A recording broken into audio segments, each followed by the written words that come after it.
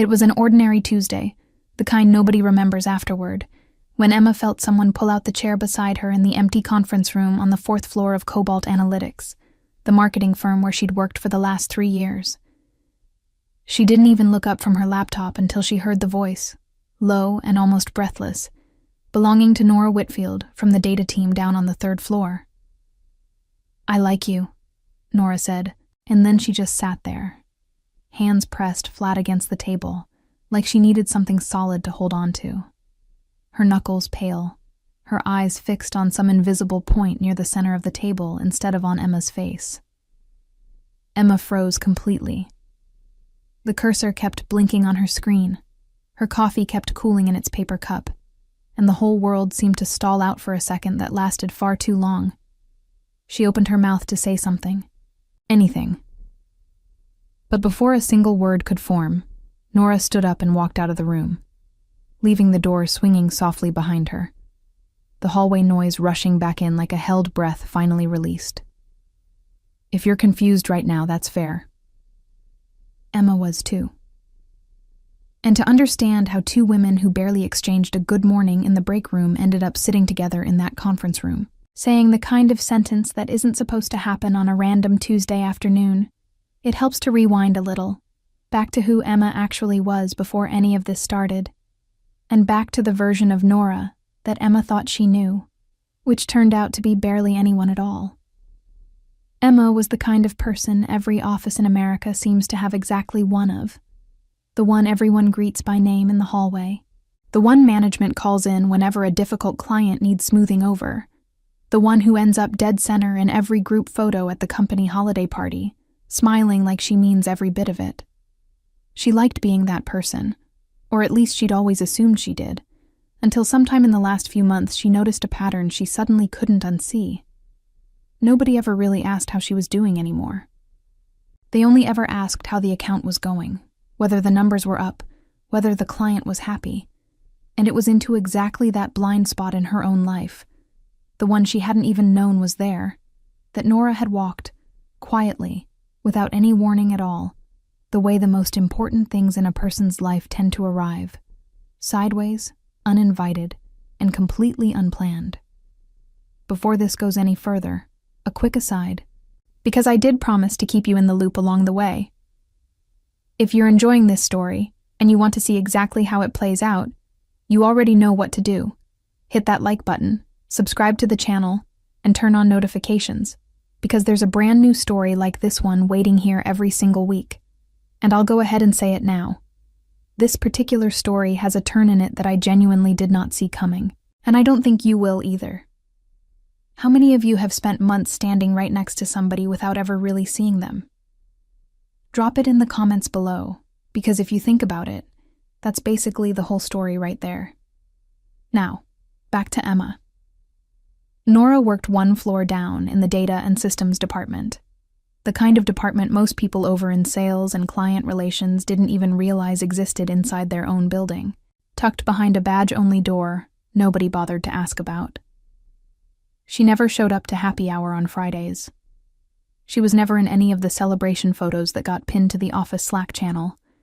She was never once mentioned by name in the quarterly wins meeting, even on the weeks when she, alone, working quietly at her desk with headphones on, had fixed the exact system failure nobody else on either floor could figure out. Emma passed her in the elevator sometimes, nodded, maybe said a quick hi, and never once really stopped long enough to look. Until that Tuesday, when Nora sat down beside her in an empty conference room and said 4 words that changed the shape of everything that came after. 4 words Emma would replay in her head for weeks without meaning to.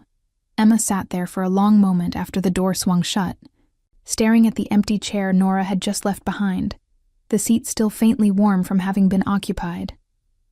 She replayed the sentence over and over in her head, trying to figure out if she'd somehow imagined the whole thing. She hadn't. The room felt smaller than it had 5 minutes earlier, and for reasons she couldn't quite name yet, her hands wouldn't stop trembling slightly as she gathered her things and stepped back out into the hallway, walking straight into a version of her workday that suddenly felt entirely different than the one she'd woken up into that morning. Emma didn't sleep well that night, and it had nothing to do with sadness or discomfort. It was simply that she couldn't stop replaying the scene. Nora sitting down, saying those words, standing back up and walking out before a single response could exist. It felt strange to feel this much noise in her head over 4 words spoken by someone she barely knew, someone whose last name she'd had to think twice about before she was sure she had it right, someone she'd probably passed 100 times without a second glance. The next morning, she told Jess everything over coffee in the break room, because Jess had been her closest friend at Cobalt Analytics since her very first week there, and was the only person who had actually seen Emma cry in the last 5 years. Wait, hold on. Nora from Data, the one nobody ever sees at lunch? Jess asked, her eyebrows already halfway up her forehead, her fork still hovering over her plate like the whole conversation had frozen it in place. That's the one, Emma said, and watched Jess set the fork down slowly, wearing the exact expression of someone who already suspected something her friend hadn't figured out yet. And what did you say back? Jess asked, leaning forward now, fully invested. Nothing, Emma admitted. She left before I could.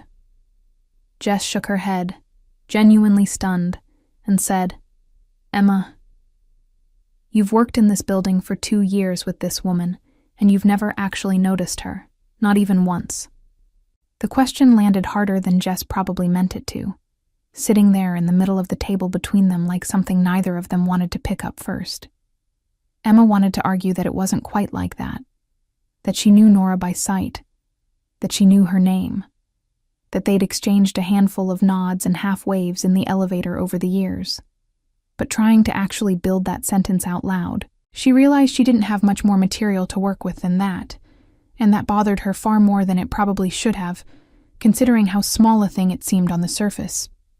She'd always known she was the office favorite, the one everyone greeted first, the one invited to every happy hour and every birthday cake in the break room, the one who handled the difficult client and quietly collected the credit for it afterward, without ever asking for it directly.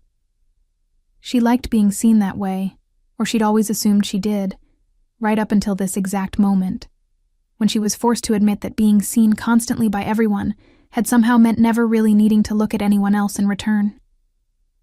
Jess, for her part, wasn't about to let the moment pass without commentary, and launched into a full recounting of every time she'd personally seen Nora quietly solve a problem that made someone else look brilliant in a meeting, ticking examples off on her fingers like she'd been keeping a private list for months without telling anyone, least of all Emma, who was starting to realize just how much she'd missed, simply by never asking the right questions of the right people.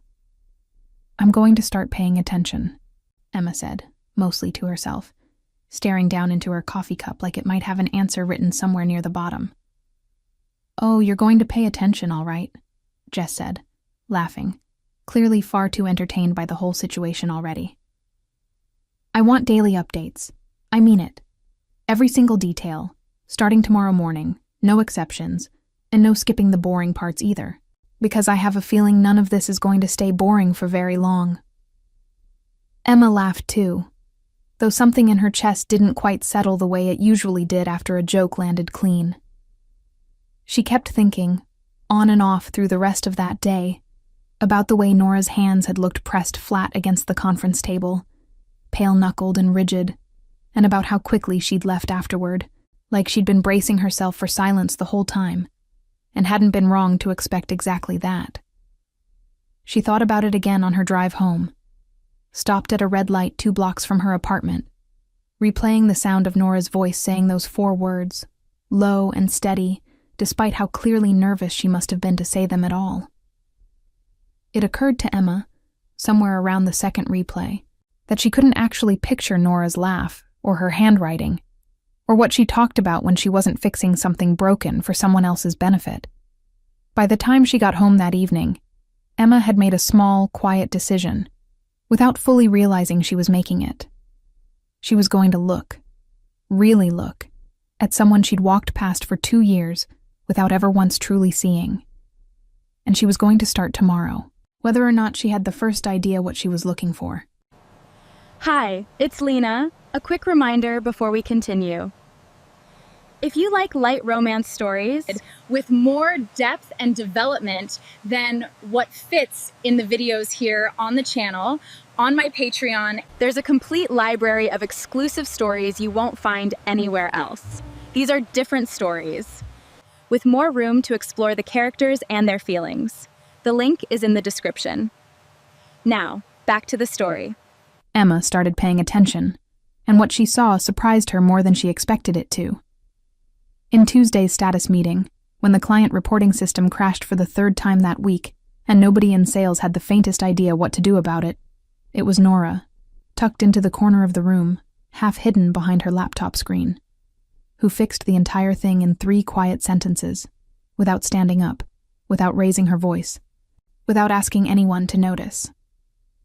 The manager thanked the data folks in a vague, general way, glancing at the wrong side of the room entirely, and moved straight on to the next agenda item like nothing unusual had happened at all.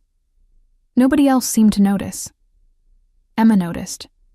She noticed the particular way Nora held her coffee mug with both hands, even after it had gone lukewarm, and the way she laughed quietly to herself at something on her screen that no one else in the room could see. She noticed that Nora stayed later than almost everyone else in the building, but never complained about it, never mentioned it, never seemed to expect any kind of recognition in return for the extra hours.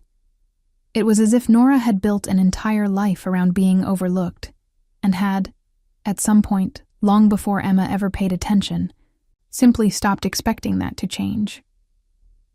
That realization landed somewhere uncomfortable in Emma's chest, a small ache she couldn't quite name, sitting there at her desk long after the meeting had ended, and everyone else had moved on to their next task without a second thought. She tried to strike up a conversation twice that week. The first time, she chickened out and ended up talking about the weather. Of all things, standing awkwardly by the coffee machine while Nora waited for her mug to fill. The second time, she asked Nora directly about the system she'd fixed, and watched something shift in her expression. Not because of the question itself, exactly, but because someone had finally thought to ask it in the first place. "Nobody ever asks how I actually fixed things," Nora said, sounding a little surprised by her own voice, like she hadn't expected to say it out loud. "They just ask if it's fixed yet." She said it without bitterness, more like she was simply stating a fact she'd made peace with a long time ago, the way someone might mention the weather or a bus schedule, something true and unremarkable and slightly sad all at once. Emma felt the weight of that sentence long after the conversation had ended, turning it over in her head on the walk back to her desk, then again in the elevator, then again driving home that night with the radio off, letting the silence in the car do most of the thinking for her. She thought about how many other small, quietly impressive things Nora had probably done over the past 2 years that nobody had ever bothered to ask about, herself included. That evening, she mentioned it to Jess over the phone, describing the way Nora's face had changed the moment someone actually cared enough to ask a real question. Jess went quiet for a second on the other end of the line, which almost never happened, before saying, "You're not just noticing her because of what she said in that conference room anymore, are you? You're noticing her because you actually want to know things about her." Emma didn't have a quick answer ready, which felt like an answer all on its own. She started noticing smaller things after that. The specific brand of pen Nora always kept clipped to her notebook, the fact that she ate lunch at her desk almost every single day, the small collection of succulents lined up along the edge of her monitor that somebody clearly kept alive on purpose. None of it seemed like much on its own, but taken together, it painted a picture of someone far more textured and specific than the vague background presence Emma had let her remain for 2 entire years. She even started noticing the small rituals of Nora's mornings, the way she arrived exactly 9 minutes before the rest of the floor, headphones already on, coffee already poured from the machine on the 3rd floor, rather than the nicer one upstairs that everyone in sales preferred, as if she'd long ago decided it wasn't worth crossing paths with people who wouldn't remember her name anyway. Emma found herself wondering how many other small routines like that had gone completely unwitnessed for years. By the end of that week, Emma found herself glancing toward the 3rd floor more often than she had any real reason to, catching herself mid-glance more than once, and not particularly minding that she was, even when Jess caught her doing it too and simply raised an eyebrow without saying a single word, which somehow felt louder than if she'd said something outright. The rain came out of nowhere, the kind that turns into a full downpour in about 5 minutes flat with zero warning. Emma was standing just outside the building entrance without an umbrella, doing quick mental math on whether it was worth sprinting to the bus stop, when she heard a voice beside her. "Stuck out here too?" It was Nora, holding a small, half-broken umbrella under one arm, clearly too nervous about the wind to even attempt opening it. "Yep," Emma said, "and that umbrella looks like it's going to turn inside out the second you open it." "Oh, it definitely will," Nora said. "I've lost 2 exactly like it already this year." They both laughed, and it was the first time Emma had ever heard Nora laugh without a laptop screen between them. A low, slightly rough sound that caught her off guard in the best possible way. They ended up waiting out the storm together, sitting on the concrete steps under the small overhang that barely covered anything at all, shoulders almost touching, watching cars splash through the parking lot. Nora talked about an impossibly complicated board game she played with her younger brother every single Sunday without fail, about how much she hated early morning meetings, about an old science fiction show she still watched alone because nobody else she knew had any interest in it whatsoever. Emma realized, listening to all of it, that she was laughing more in those 20 minutes of rain than she had in entire weeks of forced office happy hours combined. There was something about the cadence of the way Nora told a story, the small pauses, the dry, understated delivery, the way she seemed almost embarrassed by her own punchlines, that made everything land twice as hard, and Emma found herself leaning in without meaning to, chasing the next sentence before the last one had even finished landing. "You're funny," she said, genuinely startled by the observation. "People usually don't stick around long enough to find that out," Nora answered, without any bitterness in her voice at all. Just stating a fact, the way she'd stated the fact about nobody asking how she fixed things. Plain and unadorned, and a little too honest for a Tuesday afternoon. She said it so simply that it took Emma a few seconds to register just how much weight the sentence was actually carrying underneath its calm delivery. The sentence kept echoing in Emma's head for the rest of that night, long after she'd gotten home and changed out of her damp clothes and sat down with a cup of tea she barely touched. When the rain finally let up, they both stood, straightened their clothes, and headed off toward their separate routines. But something had shifted, small and nearly invisible, the size of 20 minutes on a set of concrete steps. Emma drove home, thinking about small, specific details she had no real reason to be thinking about. The way Nora tucked her hair behind one ear when she laughed, the little pause she took right before every joke, as if she herself was always a bit surprised to be opening up at all.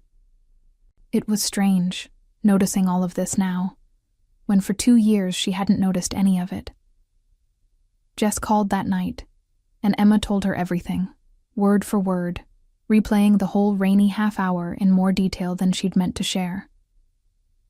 "Okay, this is not, I'm going to pay attention anymore," Jess said, after listening to the entire story in a silence that was rare for her. "This is something else entirely, and I think you already know that."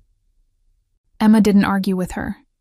She just sat there on her couch, phone against her ear, smiling at nothing in particular, and let the observation stand. She thought, before falling asleep that night, about how strange it was that a 5-minute downpour had told her more about Nora than 2 full years of hallway nods ever had, and about how much she suddenly wanted to know. The rest of the story, the rest of the jokes, the rest of whatever Nora kept tucked away behind that quiet, careful exterior, everyone else in the building had simply stopped bothering to look past. The next morning, walking into the building, Emma caught herself scanning the lobby for a familiar face before she'd even had her coffee, and felt a small, unfamiliar flutter of disappointment when Nora wasn't there yet. It was such a small thing, waiting for someone to show up, but it sat with her the rest of the morning, quiet and persistent, like a song stuck halfway through its chorus, refusing to resolve into anything she was ready to name out loud just yet. It was by pure accident that Emma found out about the rest of it. She needed to borrow a highlighter and opened, without thinking twice, the top drawer of Nora's desk, while Nora happened to be away from her seat at the time. Tucked among a scattering of paper clips and sticky notes, she found a small, half-opened wrapper of a very specific brand of caramel candy, the exact brand Emma always bought from the vending machine on the second floor, hidden behind a stack of notepads like it wasn't meant to be found by anyone at all. She didn't think much of it until she mentioned it, casually, to a coworker on the same floor, asking almost as an afterthought whether they knew who that candy belonged to. "Oh, that's Nora's," the coworker said, laughing a little. "She always leaves one of those on your desk on your bad days. Haven't you noticed? It's always exactly the right day, too. I figured you already knew."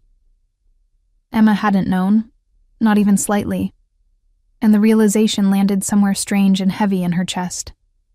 She did the math in her head, scrolling back through the last several months, and remembered finding that exact candy on her own desk on at least 3 separate occasions, always on days when she was completely exhausted, or had just gotten chewed out unfairly by a difficult client, or simply looked worn down in a way she thought she'd been hiding well. She had assumed, at the time, that it was leftover candy from someone cleaning out a drawer, or a coincidence, nothing more.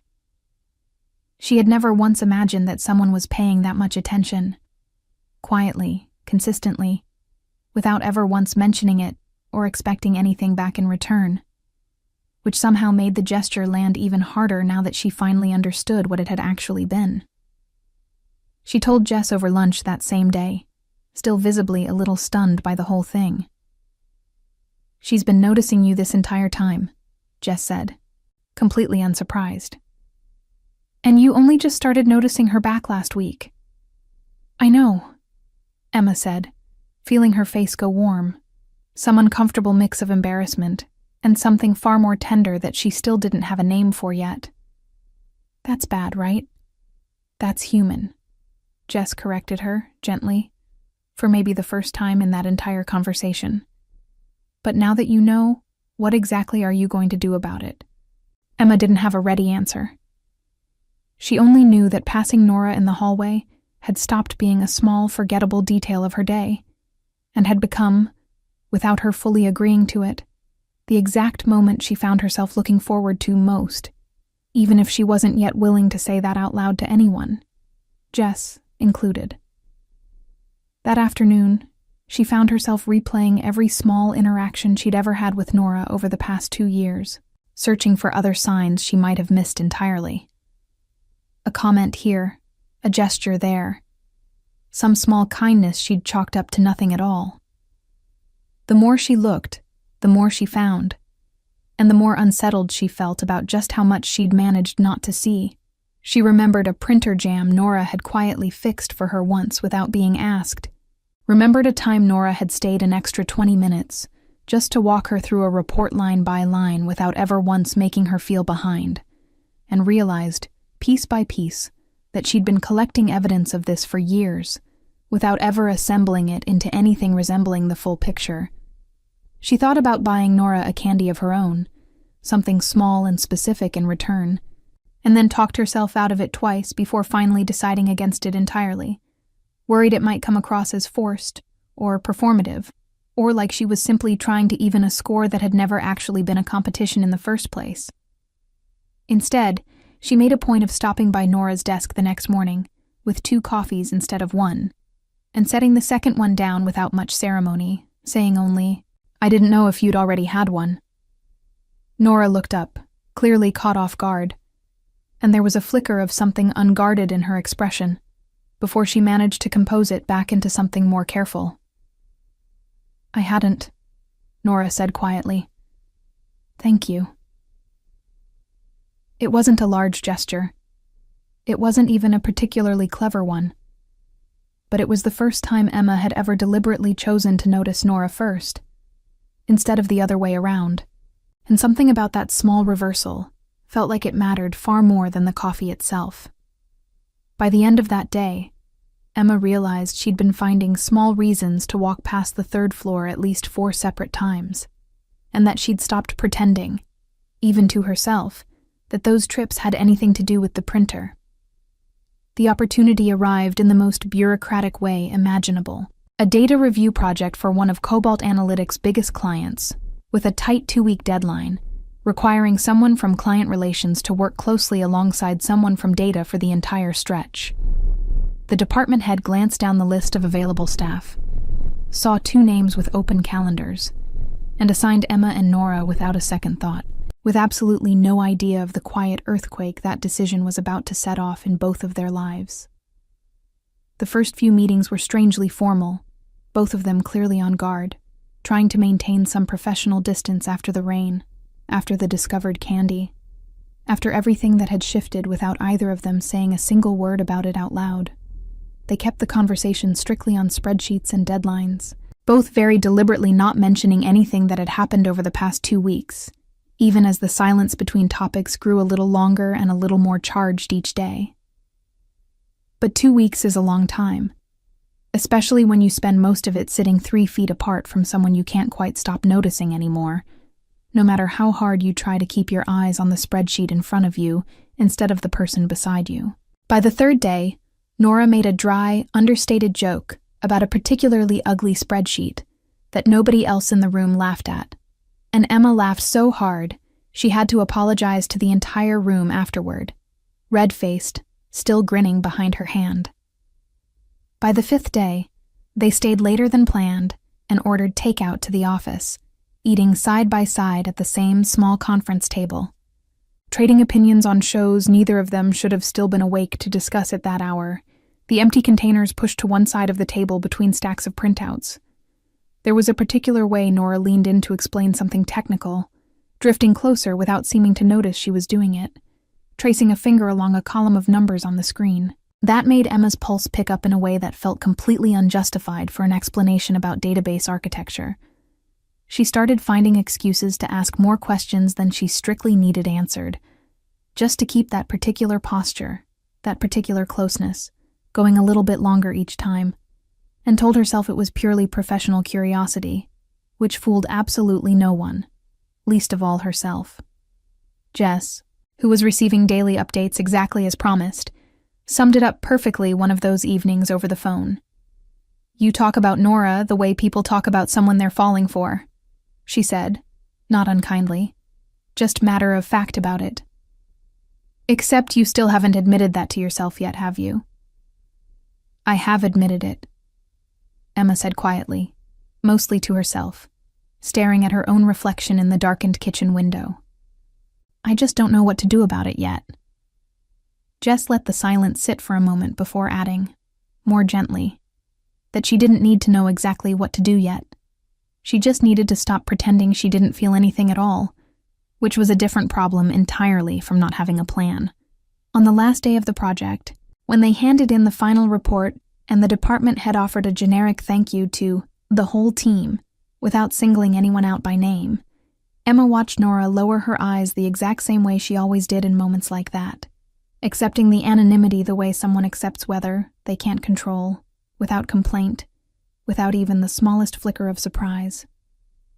Something in Emma tightened watching that happen, a small, sharp discomfort she hadn't fully anticipated, seeing firsthand just how automatic that particular disappearing act had become for Nora. How practiced, how unremarkable it must have felt to her by now, after years of quiet repetition that nobody around her had ever bothered to interrupt. It was exactly there, in that specific, quiet moment, standing near the conference room door, while everyone else filed out toward the elevators, that Emma decided she wasn't going to let this particular instance of it slide by unnoticed, the way every other instance apparently had before she'd started paying attention at all.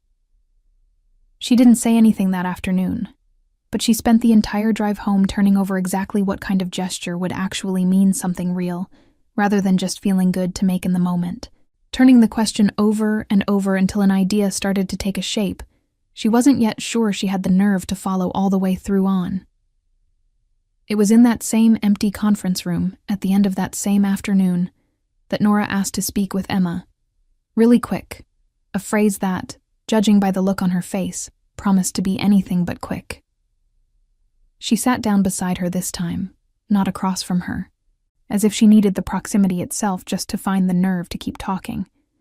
Her hands laced together on the table, her eyes fixed on some point near her own knuckles instead of on Emma's face. "I need to tell you something, and you can pretend you didn't hear it afterward if you want," she began, her voice low and steady. Despite everything, it was clearly costing her to stay that composed. "I like you, not just from the project, from a long time before that."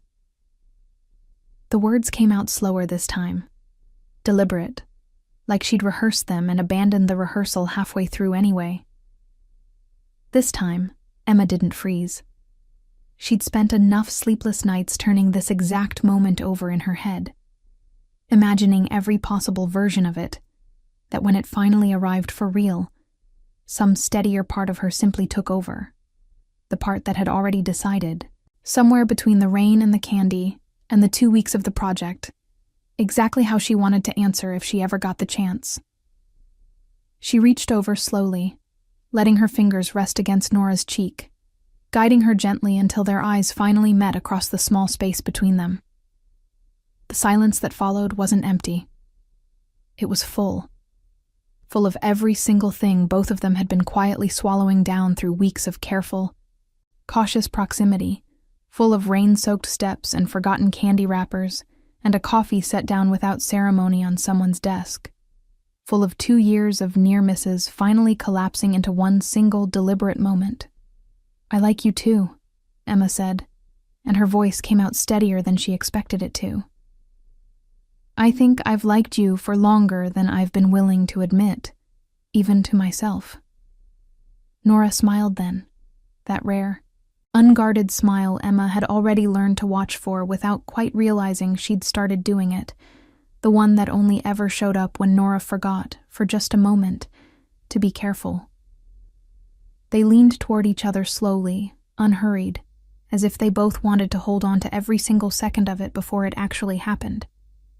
When their lips finally met, it was tender. Nothing more than the warmth of 2 people who had finally stopped pretending they didn't feel something real for each other. A soft, unhurried kind of closeness that asked for nothing beyond the moment itself. Nora's hands came up to rest against the sides of Emma's face, and they stayed there, suspended somewhere between the touch and the certainty of it. For a stretch of time, neither of them bothered to measure or track. The conference room around them, with its cold fluorescent lighting and its half-erased whiteboard, seemed to fall away entirely, replaced by something smaller and warmer and entirely their own. Somewhere outside the room, a phone rang unanswered at an empty desk, and neither of them so much as flinched at the sound. It was the kind of quiet that only exists between 2 people who have stopped performing for anyone else in the building. The kind of quiet Emma hadn't realized she'd been missing until it finally arrived, patient and unhurried, and entirely unbothered by the ringing phone or the late hour or anything at all outside that particular room. When they finally pulled back, foreheads nearly touching, Emma felt something she hadn't felt in a very long time.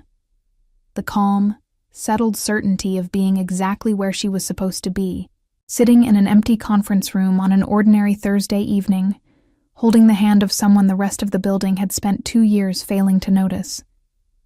Neither of them moved to leave right away. They sat there instead, foreheads still close, letting the moment stretch out a little longer than either of them strictly needed to, both of them smiling in the slightly dazed way people smile right after something they'd wanted for a long time. Finally, actually happens. Outside the glass wall of the conference room, the office had mostly emptied out for the evening, leaving them, for once, with nobody left to perform for at all. The panic didn't arrive right away. It showed up later, alone in her apartment, when Emma found herself staring at the ceiling at 3 a.m, with one question hammering at her on repeat. What if she ruined this? It wasn't doubt about what she felt. That part, strangely, seemed like the clearest thing in her entire life right now. The fear was something else entirely, something harder to name and harder to argue with in the dark, something that kept circling back no matter how many times she tried to reason her way out of it. What if Nora, after years of being overlooked by everyone around her, decided this was just some passing novelty. What if Emma, historically terrible at sustaining attention on anything that wasn't work, ended up disappointing the exact person who deserved, more than anyone, to finally be truly seen? The thought looped over and over until it stopped sounding like a fear and started sounding like an inevitability she was somehow already bracing for. She started pulling away without quite realizing she was doing it. Her replies got shorter.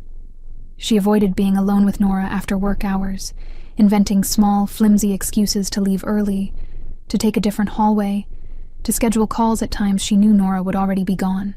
She told herself it was caution. It felt, more honestly, like cowardice dressed up as something more reasonable. Nora noticed. Of course she noticed. She noticed everything. But she didn't push. She simply got quieter too, in the particular way of someone who had far too much practice being set aside and who didn't want to be caught off guard by it happening again from someone she'd actually let herself hope about. She stopped leaving little things on Emma's desk, stopped lingering by the coffee machine at the same time each morning, and told herself quietly that she'd known better than to expect anything different in the first place. Emma noticed the absence of those small gestures almost immediately, and it stung in a way she hadn't fully prepared herself for, a sharp little confirmation that her own retreat was already doing exactly the damage she'd been afraid of causing, except now it was actually happening instead of staying safely hypothetical. It was Jess who finally confronted Emma directly, without softening it at all, on a Thursday evening over takeout containers neither of them had touched. She'd noticed the shift in Emma's mood for days before saying anything, and had finally decided enough was enough. "You're doing to her exactly what everyone else has always done," she said flatly. "You're ignoring her again. Except this time it's worse, because she finally thought she'd actually been seen." "I don't want to do that to her," Emma said, feeling her voice catch in a way it rarely did. I'm scared I'm going to ruin it." "Then stop ruining it in advance," Jess said, softer now, some of the edge gone from her voice. "You're not actually scared of liking her. You're scared you're not good enough to deserve this. And that's not about Nora at all. That's about you." The sentence landed hard, the way only truth spoken by someone who actually knows you tend to land, cutting straight past every excuse Emma had been quietly assembling for the past week. She sat with it for a long time after Jess left, turning it over, unable to argue with a single word of it no matter how badly she wanted to. She thought about every relationship she'd ever half committed to, every time she'd stepped back the moment things started to feel like they actually mattered, and realized, with a kind of quiet horror, that this particular pattern hadn't started with Nora at all. It had just never mattered enough, until now, for her to actually notice it in herself. She thought about a college relationship she'd let quietly fade rather than fight for, and a friendship she'd let drift for reasons she'd never fully examined at the time, and wondered how many other people had walked away from her assuming they simply hadn't mattered, when the truth had always been closer to this. She stayed up most of that night again, but this time the thoughts moved in a different direction entirely, not toward hiding, but toward figuring out exactly what it would take to fix what she'd already started to break, and whether she still had time left to do it, before Nora quietly decided she'd been foolish to hope in the first place. By morning, she had the beginning of an idea, still rough and unfinished, but enough of one to get her out of bed with something closer to purpose than dread for the first time in days. It wasn't going to be a quiet, private apology. Whatever she did next needed to undo the damage in the same size it had been done, which meant it couldn't stay small or hidden the way her retreat had been. Emma asked to speak at Friday's all-staff meeting, something she had never once done before in 3 years at the company, which surprised even the department head enough to raise an eyebrow when the request came in through his assistant. She spent the 2 days beforehand rehearsing what she wanted to say, crossing out anything that sounded like an excuse, determined to say it plainly instead of dressing it up as anything softer than what it actually was. Standing in front of the entire floor, sales and data together in the same room for the first time in months. She laid out, in careful detail, exactly who had actually solved the system failure weeks earlier. She talked through the client project, walked through every solution Nora had quietly delivered without ever once receiving credit for any of it, name after name of the exact problems Nora had fixed while everyone else in the room had simply moved on to the next agenda item. She kept her voice steady even as she felt her own face heat up, determined to get through every last detail without softening a single part of it. "I took credit for work that wasn't mine," Emma said, looking directly at Nora, who had gone pale and was clearly trying to figure out where to look that wasn't back at her. "And I did that for far too long without even realizing it, because I never once stopped to actually look at who was standing right beside me the whole time. That changes starting today." The room went quiet for a second. The specific, uncomfortable kind of quiet that happens when somebody says a truth. Everyone else in the room had been carefully avoiding saying out loud. Then someone started clapping, and others followed. And Nora sat there frozen, eyes glistening, clearly not entirely sure what to do with whatever she was feeling in that exact moment. After the meeting ended, Emma found her in the hallway near the elevators, both of them slightly out of step with the rest of the crowd filtering back toward their desks. "That wasn't just about giving you credit," Emma said, her voice more exposed than anything she'd said out loud in years. "That was about showing you I'm not going to keep pretending I don't see you, or that I don't like you. I was a coward these last few weeks, and I'm sorry." She said it plainly, without hedging, watching Nora's face carefully for any sign of how the words were landing, bracing herself for whatever answer came back. Nora stayed quiet for a moment, processing everything at once. "You didn't have to do that in front of the entire company," she finally said, still visibly stunned by the whole thing. "I did, actually," Emma answered, "because it was in front of everyone that you spent years being overlooked. So it needed to be undone in front of everyone, too. Not quietly. Not in a corner where nobody else would ever know it happened." Nora looked at her for a long moment, something shifting visibly behind her expression. Years of quiet resignation slowly giving way to something warmer and far less guarded. "I don't really know what to say to that," she admitted finally. A small, disbelieving laugh escaping her, despite everything. One hand pressed briefly against her own chest, as if she were trying to keep something from spilling out too fast. For a second, neither of them said anything else, just stood there in the busy hallway letting the moment settle, co-workers filing past on either side without either of them paying much attention to any of it, both of them fully aware, for maybe the first time, that neither one wanted to be anywhere else. "You don't have to say anything yet," Emma said, reaching for her hand right there in the hallway, in full view of anyone who happened to walk by. "I just needed you to know I meant it. All of it. Starting now. And not just for one Friday afternoon." A couple of co-workers passed by on their way to the elevators, slowing their steps just slightly, clearly registering the sight of the two of them standing there holding hands in plain view, though neither Emma nor Nora bothered to acknowledge it or pull away. It felt, for the first time in weeks, like something worth being seen for exactly what it was, rather than something to manage or explain.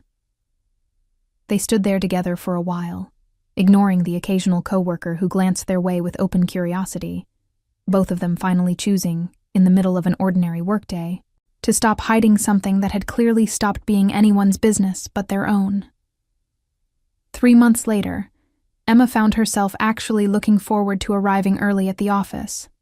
Not for the coffee, but because it meant 10 quiet minutes with Nora before the rest of the floor filled up with noise and meetings, and everyone else's version of a normal workday. Those 10 minutes had quietly become her favorite part of most days, more than she would have predicted for herself a year earlier. She'd bring 2 coffees without needing to ask anymore, set one down on the corner of Nora's desk, and sit on the edge of the empty desk beside her while the building slowly woke up around them, badges beeping through the front doors one by one. She'd learned, over those 3 months, that Nora still turned shy whenever someone praised her work in public, but that she no longer lowered her eyes quite the same way she used to, because she finally had someone beside her who kept saying, out loud, exactly what she'd deserved to hear for years. She'd learned other things too. The specific way Nora took her coffee, the shows she rewatched when she couldn't sleep, the quiet, dry humor that had been there the whole time, waiting for someone to actually stick around long enough to notice it. On an unremarkable Friday afternoon, sitting together on the same concrete steps where they'd once waited out that sudden downpour months earlier, Nora rested her head against Emma's shoulder, settling into a silence neither of them felt any need to fill with words. The overhang above them was the same one that had barely kept the rain off that first afternoon, and neither of them had ever mentioned moving somewhere else to sit since, as if the steps themselves had become part of the story they were now living inside of. "You know what's funny?" Nora said eventually, her voice soft against the quiet of the parking lot around them. "I spent 2 entire years assuming you'd never actually notice me. And I spent 2 entire years being noticed by absolutely everyone except myself," Emma answered, pressing a kiss to the top of her head. "You were the first person who made me actually want to be seen for real, too." They stayed like that a while longer, in the kind of silence that only exists between two people who have finally stopped hiding from each other, watching the parking lot slowly empty out car by car as the workday wound down around them. Jess found them there eventually, walking out to her own car, and simply shook her head at the sight of them without saying a word. Though the grin on her face said more than enough on its own, the kind of grin that had clearly been waiting months for exactly this scene to finally happen.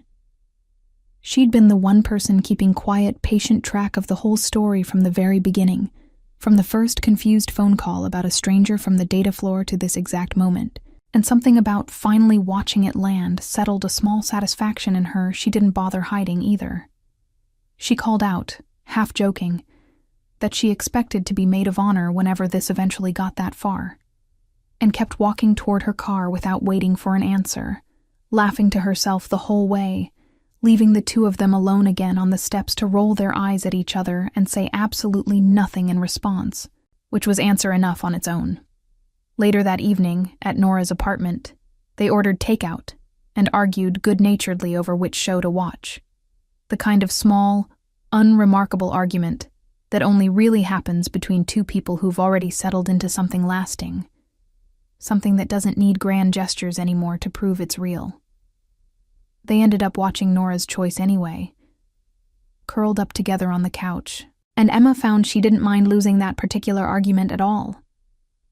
If you asked Emma today what she remembers most about that strange Tuesday in the empty conference room, she wouldn't say it was the sentence itself, though she still remembers every word of it perfectly, down to the exact pause between I and like. She'd say it was her own heart, quietly following Nora out of that room weeks before her mind finally caught up and gave her permission to feel it.